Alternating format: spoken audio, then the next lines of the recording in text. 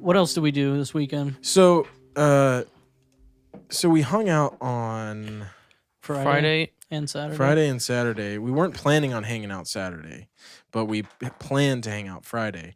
And over the past, I would say 3 or 4 months, we've always like every once in a while we'll play Among Us together, and it'll be us three, two significant others, and Sean's daughter Lena. And so we've got like a nice little group of people to play with. It's more fun when you can play with like a larger group of people.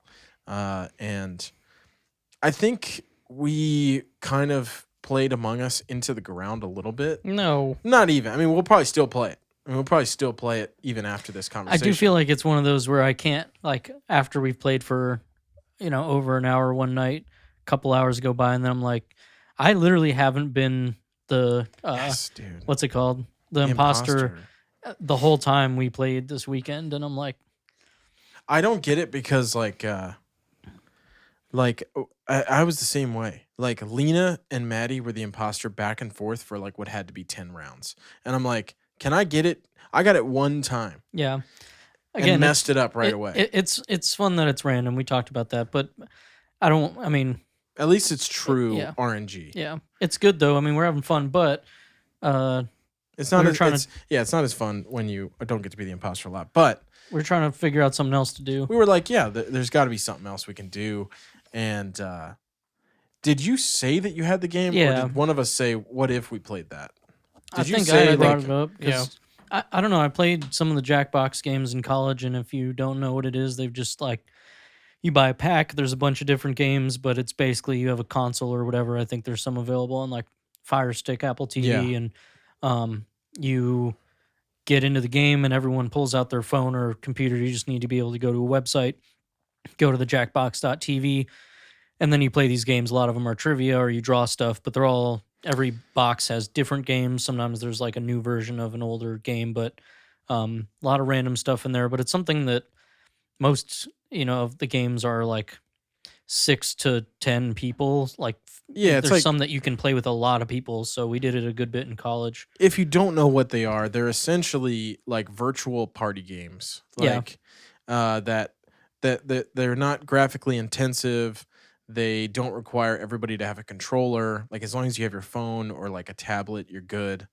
And I think Steve mentioned it. And we were like, and I think I said to Maddie, like, you've seen it. I was like, I think you're really gonna like these because they can get really funny. We have a train going by, but that's okay. You're gonna hear it in the background. But you guys like board games and yeah, stuff, we play like categories, or we play like, I'm trying to think. We play Password, and so we like board games. But we just decided like, we want something else, and we played a few of the titles. Do you remember what the names of the other ones are? Oh, we played Fibbage, is the classic trivia where you put in fake answers and everyone guesses. I don't remember. There's one where you have to draw art and I forget what it is and then bid on it and stuff. Bidiots. Right? Yeah, that sounds right. Yeah. And we tried a few and we're like, these are okay, but they're not like they're not amazing. And then I think you said like, look, or somebody said Quiplash, maybe Benefit. I think Danielle. Yeah, she was like, Quiplash is like apparently like the good one.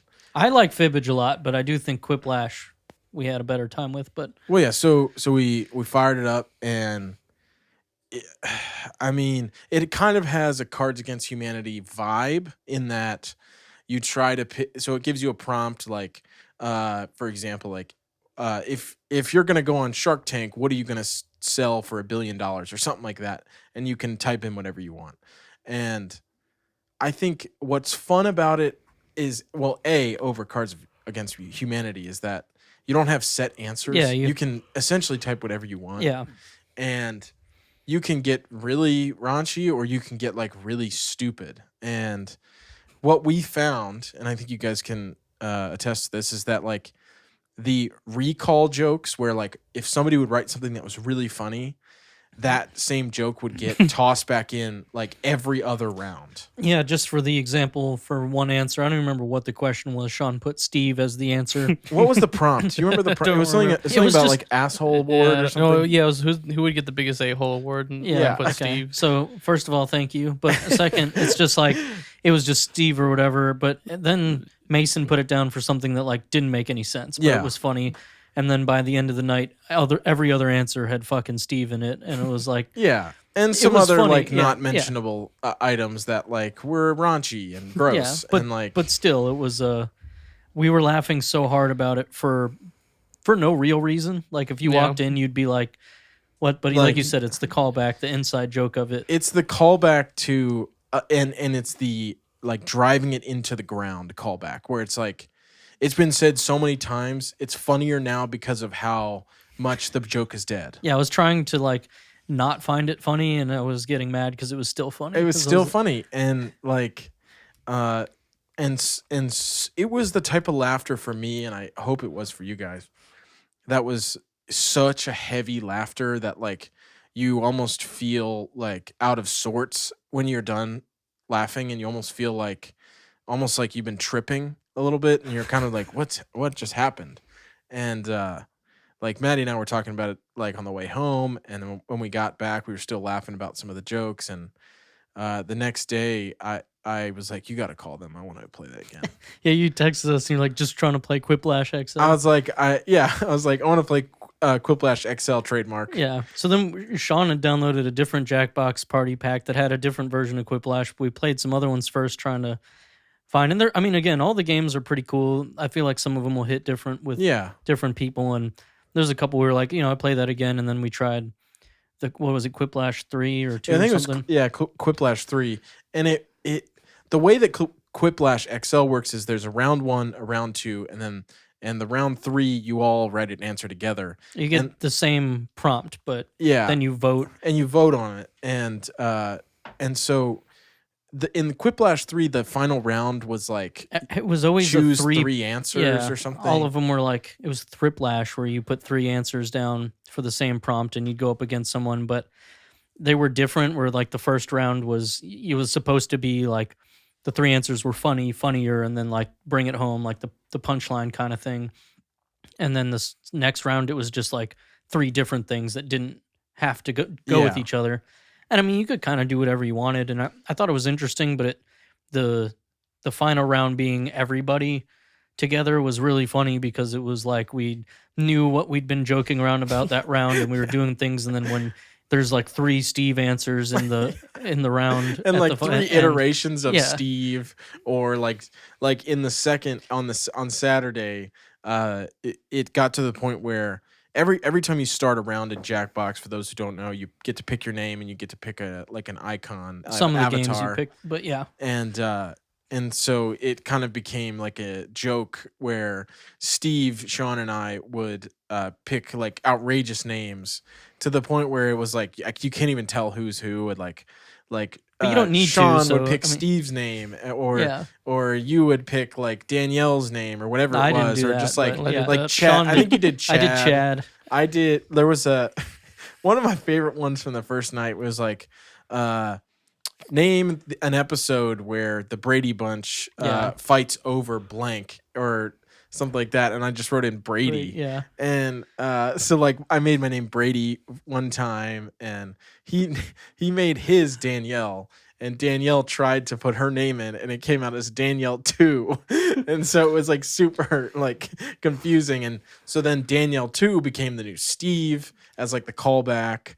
And I mean, it's just a good party game if you have a good group of people. Like if you don't know who you're playing with, it's not that fun. Yeah, but you got to know the people, so that you know the boundaries of the jokes that you can actually make, to be frank. And some of them are more interactive. Like again, like Biddy, it's as fun, but it's not about cracking jokes and stuff. And like that was one that I think my stepdad liked when we played with him and my mom before. I felt like it was a different vibe playing with them, but it was more fun for me doing that than playing like, I don't know, whatever card game they want to try or something. The one that was in the party the party box that you got, where you could type in the answer and the screen would say it back to us. Yeah, Well, it was no, it was hard, hard, but that was making me was- laugh so hard it because was you put in fun. A, Yeah. and it'd be like A. Yeah, or like Beep, beep, beep, beep, beep, beep, beep. yeah.